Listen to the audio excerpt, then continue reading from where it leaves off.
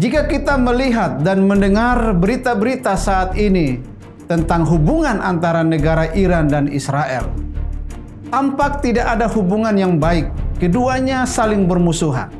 Retorika politik yang keras, konflik militer, dan persaingan geopolitik membuat banyak orang berpikir bahwa permusuhan antara Iran dan Israel adalah sesuatu yang permanen dari asal mulanya.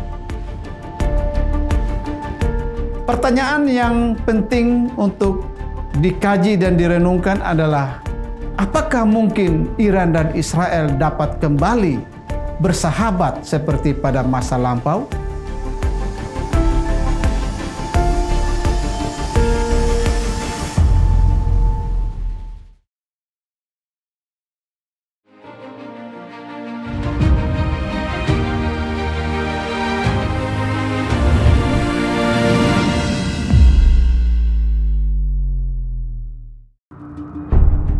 Salam sahabat IKN dimanapun Anda berada.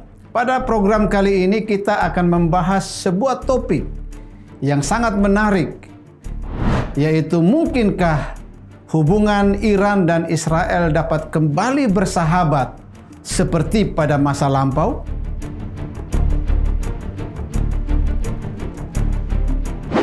Jika kita melihat dan mendengar berita-berita saat ini tentang hubungan antara negara Iran dan Israel, tampak tidak ada hubungan yang baik. Keduanya saling bermusuhan.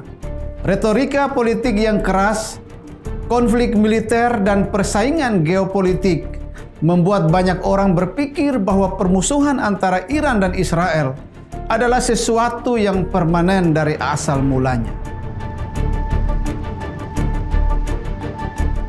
Namun jika kita menelusuri sejarah lebih dalam, kita akan menemukan fakta yang sangat menarik, yaitu hubungan antara kerajaan Persia atau negara Iran modern saat ini dengan bangsa Israel sebenarnya memiliki sejarah persahabatan yang sangat panjang.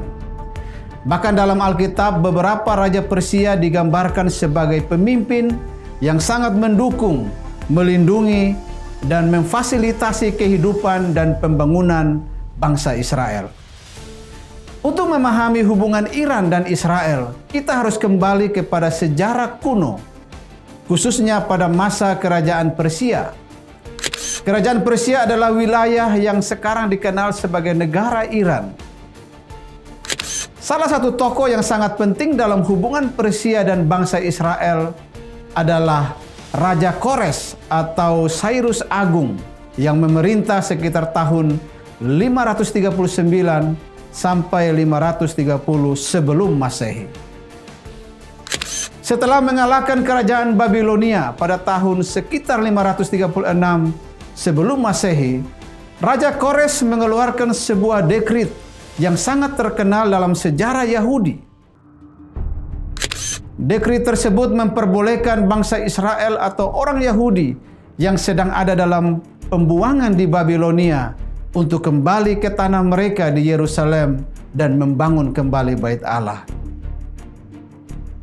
Di dalam kitab Esra pasal 1, Raja Kores mengatakan bahwa Tuhan Allah semesta langit menugaskannya untuk mendirikan rumah bagi Tuhan di Yerusalem yang terletak di Yehuda. Raja Persia memberikan akses dan support yang sangat berarti, baik dukungan logistik, materi, perlindungan hukum, dan dukungan keamanan bagi orang-orang Israel untuk kembali ke negaranya dan untuk membangun kembali Bait Suci di Yerusalem. Dalam perspektif sejarah Yahudi, tindakan ini dianggap sebagai salah satu peristiwa paling penting dalam kelangsungan kehidupan bangsa Israel. Karena tanpa kebijakan Raja Kores ini, nampaknya bangsa Israel tidak akan kembali ke Yerusalem setelah pembuangan Babilonia. Dalam hal ini, kita bisa mengatakan bahwa Raja Kores dapat disebut sebagai penggagas gerakan Zionis yang memulangkan orang Israel kembali ke negaranya, ke kota Sion, Yerusalem. Hal ini menunjukkan betapa besar peran Persia dalam pemulihan bangsa Israel. Hal yang juga sangat menarik adalah bahwa dalam kitab Yesaya, Raja Kores disebut sebagai orang yang diurapi oleh Tuhan. Hubungan antara kerajaan Persia dan Israel tidak berhenti sampai pada masa Cyrus Agung atau Raja Kores saja. Beberapa raja Persia lain juga memiliki peran penting dalam sejarah bangsa Israel. Raja Darius yang memerintah sekitar tahun 522 sampai tahun 486 sebelum Masehi juga kembali mengingatkan dan menegaskan piagam yang berisi perintah Raja Kores pendahulunya agar tidak ada satu orang pun yang menghalangi pembangunan Bait Suci di Yerusalem. Bahkan Raja Darius memerintahkan bupati dan para pemimpin daerah seberang sungai Efrat untuk tidak menghalangi pembangunan Bait Suci, dan haruslah mereka memberikan dukungan untuk pembangunan Bait Suci dan apapun yang dibutuhkan untuk persembahan korban bagi Allah Israel. Raja Darius mengancam siapa yang melanggar keputusan ini akan menerima hukuman mati. Raja Darius juga memberikan dukungan keuangan dari kas kerajaan untuk pembangunan Bait Allah. Kemudian Raja Ahasweros yang memerintah sekitar tahun 486 sampai tahun 465 sebelum Masehi. Raja Ahasweros mengangkat Ester atau Hadasa, seorang perempuan Yahudi, menjadi ratu kerajaan Persia. Raja Ahasweros juga melindungi orang-orang Israel dari rencana pembunuhan dan pemusnahan, dan juga mengizinkan dan memberi kuasa kepada orang Israel untuk melawan musuh-musuhnya yang ingin membinasakan mereka. Pada masa pemerintahan Raja Ahasweros, Mordekai, seorang berkebangsaan Yahudi, diangkat dan dipercayakan menjadi orang kedua atas seluruh kerajaan Persia. Kemudian ada juga Raja Artasasta yang memerintah tahun 465 sampai tahun 424 sebelum Masehi. Pada masa pemerintahannya, Raja Artasasta mengizinkan Esra, seorang imam dan ahli kitab Taurat, untuk kembali ke Yerusalem. Esra ditugaskan untuk mengajar ketetapan dan peraturan di antara orang Israel. Dan raja serta para penasehat Raja Persia juga memberikan emas dan perak sebagai persembahan sukarela kepada Bait Allah di Yerusalem. Raja mengeluarkan kebijakan untuk mendukung berbagai keperluan Bait Allah, juga memerintahkan kepada wakil-wakil raja dan bupati-bupati untuk memberikan sokongan kepada bangsa Israel dan kepada rumah Allah di Yerusalem. Raja Artasasta juga mendukung Nehemia untuk membangun tembok Yerusalem, memberi surat untuk bupati-bupati, panglima-panglima perang, dan orang-orang berkuda untuk menyertai perjalanan Nehemia kembali ke Yerusalem.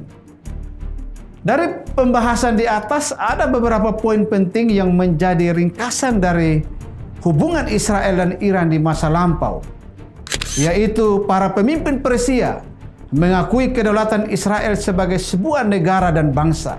Para pemimpin Persia ini mengakui Yerusalem sebagai kota suci milik bangsa Israel dan ibu kota dari negara Israel. Mereka mengakui Bait Allah sebagai pusat peribadatan orang Yahudi, mengakui Yerusalem sebagai milik bangsa Israel, mendukung gerakan Zionis, mengembalikan orang Israel ke kota Sion, Yerusalem, membela dan melindungi orang Yahudi dari pemusnahan oleh musuh-musuhnya. Raja-raja Persia ini tidak anti-Yahudi, karena orang-orang Yahudi dipercayakan jabatan tinggi dalam kerajaan Persia, seperti Ester dan Mordekai. Lalu para pemimpin Persia ini juga menyerukan agar bangsa-bangsa di wilayah kekuasaannya mengakui eksistensi Israel sebagai suatu bangsa dengan status kepemilikan wilayah yang jelas, karena orang Israel dipulangkan ke kota Yerusalem di Israel. Menariknya, hubungan baik antara Persia dan Israel tidak hanya terjadi pada zaman kuno. Sampai pada abad ke-20, sebelum revolusi Iran tahun 1979, Iran dan Israel sebenarnya memiliki hubungan yang sangat erat. Pada masa pemerintahan Muhammad Reza Pahlavi, Iran memiliki hubungan diplomatik dengan Israel. Pada masa itu Iran memasok minyak kepada Israel. Israel membantu modernisasi militer Iran. Kedua negara bekerja sama dalam bidang ekonomi dan teknologi. Bahkan beberapa data menyebutkan bahwa kedua negara membentuk kerjasama intelijen regional bersama negara Turki. Namun segalanya berubah secara drastis pada tahun 1979 ketika terjadi peristiwa besar dalam sejarah Iran, yaitu Revolusi Islam Iran. Revolusi ini dipimpin oleh seorang ulama Syiah yang bernama Ayatullah Ruhollah Khomeini. Setelah revolusi ini, Iran berubah dari monarki sekuler menjadi republik Islam. Pemerintahan baru ini memiliki ideologi yang berbeda dengan pemerintahan sebelumnya.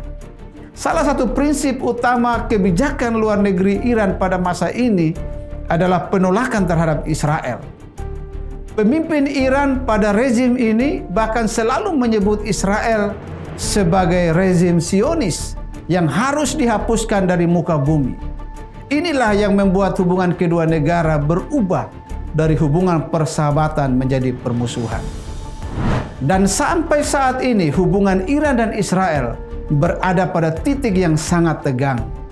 Iran mendukung beberapa kelompok yang menjadi musuh Israel di kawasan Timur Tengah, sementara Israel menganggap program nuklir Iran sebagai ancaman serius terhadap eksistensi Israel.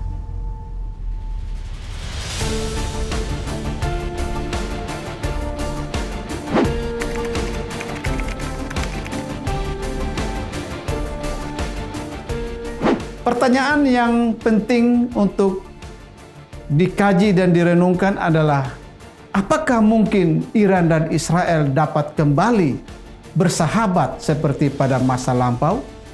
Ada beberapa faktor yang secara teori memungkinkan hubungan baik dapat kembali terjadi. Pertama, diplomasi dengan melibatkan memori sejarah Persia Yahudi. Bangsa Yahudi sangat menghormati Raja Kores sebagai pembebas mereka. Hubungan budaya dan politik Persia Yahudi yang berlangsung lebih dari 2.500 tahun bisa menjadi narasi historis yang dipakai untuk diplomasi perdamaian dan persahabatan. Kedua, rakyat Iran tidak selalu anti-Israel. Beberapa penelitian menunjukkan bahwa banyak warga Iran tidak memiliki kebencian terhadap orang Yahudi. Konflik yang terjadi lebih terkait dengan politik dan kebijakan negara. Ketiga, perlu perubahan kepemimpinan dan politik. Hambatan besar untuk rekonsiliasi adalah ideologi politik Republik Islam saat ini. Banyak analis menilai hubungan bisa berubah jika ada reformasi politik di negara Iran dengan menggantikan rezim Republik Islam saat ini.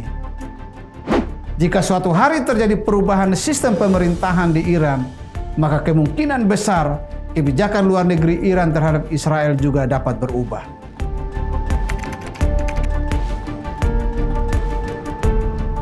Jadi kita bisa melihat bahwa hubungan antara Iran dan Israel memiliki sejarah yang sangat kompleks. Pada masa kuno, para raja Persia seperti Cyrus Agung, Darius, dan lainnya memberikan dukungan besar kepada bangsa Israel. Dan bahkan sampai pada abad ke-20, hubungan persahabatan kedua negara ini tetap terjalin dengan baik. Tetapi kini menjadi salah satu konflik geopolitik paling tajam di Timur Tengah. Namun sejarah menunjukkan bahwa hubungan antar bangsa selalu bisa berubah.